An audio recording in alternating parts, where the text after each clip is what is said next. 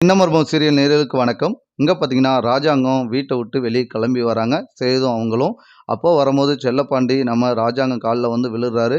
"ஐயா, என் பொண்ணு பொய்யே சொல்ல மாட்டாயா. சின்ன வயசுலேருந்து பொய்யே அவளுக்கு சொல்லத் தெரியாதுயா. நானும் அவளும் சொல்லி தானயா செஞ்சுட்டா. அந்த பொண்ணு வந்து தங்கமான பொண்ணுயா. என் பொண்ண நீங்க ஏத்துக்குங்கய்யா" அப்படின்னு சொல்றாங்க. நம்ம ராஜாங்கத்திட்ட. சொன்னோனே ராஜாங்கம், "ஏய், உனக்கும் எனக்கும் எந்த சம்மந்தமும் இல்ல. டைவர்ஸுக்கு தான் அப்ளை பண்ணியாச்சு. அது இது வந்தாச்சு. இனிமேல நாங்க அத பத்தி எதுவும் பேச தயாரா இல்ல.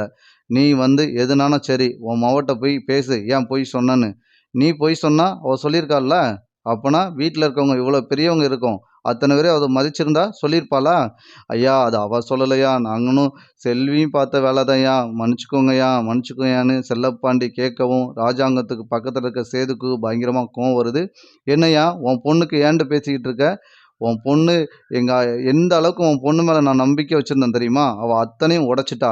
அவளாவது இனிமேல இந்த வீட்டுக்குள்ள வரதா? அது இந்த ஜென்மத்துல நடக்காது. நீ ஃபர்ஸ்ட்டு இங்கேருந்து கிளம்பு அப்படின்னு சொல்லவும், செல்லப்பாண்டி விடவே மாட்டுக்காங்க ராஜாங்க கால.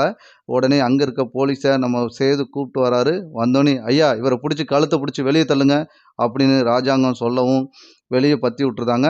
அப்பச்சி எல்லாரும் பார்த்துட்டு இருக்காங்க. இங்க ஈஸ்வரிக்கும் ரொம்ப சந்தோஷமா இருக்கு. இந்த சைடுல நம்ம தாமரைக்கும் இவங்களுக்கும் இருக்குது எவ்வளோ ஆனந்தமா இருக்குன்னா, "செல்லப்பாண்டி கால்ல விழுற வரைக்கும் வச்சாச்சு. இத ஃபோன் போட்டு சொல்லணும்டி" அப்படின்னு சொல்றாங்க ஈஸ்வரி. யார்ட்டன்னா தமிழுட்ட.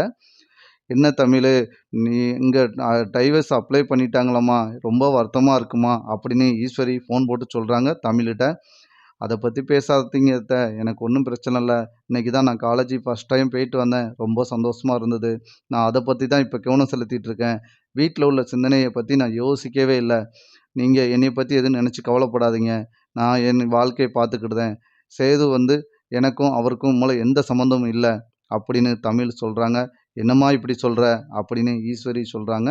இத கேட்ட தமிழ் சொல்றாங்க, நான் செஞ்ச தப்பு தான். ஆனா எனக்கு என்னைய பார்த்து இப்படி தவறான ஒரு வார்த்தைய அவரு சேது பயன்படுத்தினார்ல, அத வந்து நான் எந்த அளவுக்கு ஏத்துக்கிட்டேன். கட்டுன மனைவிட்ட பேசக்கூடிய வார்த்தை அவர் சொல்லல. ஆனா கண்டிப்பா அவர் கூட நான் சேர்ந்து வாழறதுக்கு வாய்ப்பே இல்லன்னு சொல்லியிருந்தாங்க நம்ம தமிழு. இத கேட்ட ஈஸ்வரிக்கு ரொம்ப சந்தோஷமா இருக்கு. "ஆமாண்டி, நீ எப்படிடி இந்த வீட்டுக்குள்ள வந்தாலும் நான் விட்டுருவேனா?"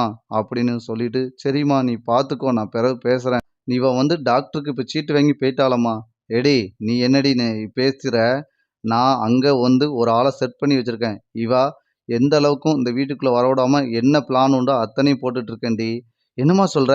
"ஆமாண்டி, இவ காலேஜ்ல படிக்கிறா. அங்குள்ள பசங்கட்ட பழக்கம் இருக்குன்னு சொல்லி, இல்லாததையும் பொல்லாதையும் சொல்ல வைக்கிறதுக்கு அங்க ஒரு ஆள ரெடி பண்ணியிருக்கேன்டி. இது அவளுக்கே தெரியாது. அவள பழி வாங்காம நான் விடமாட்டேன்" அப்படின்னு சாவித்திரி சொல்றாங்க. இத கேட்ட தாமரைக்கு ரொம்ப சந்தோஷமா இருக்கு. இந்த கதை உங்களுக்கு பிடிச்சிருந்தா லைக் பண்ணி ஷேர் பண்ணுங்க.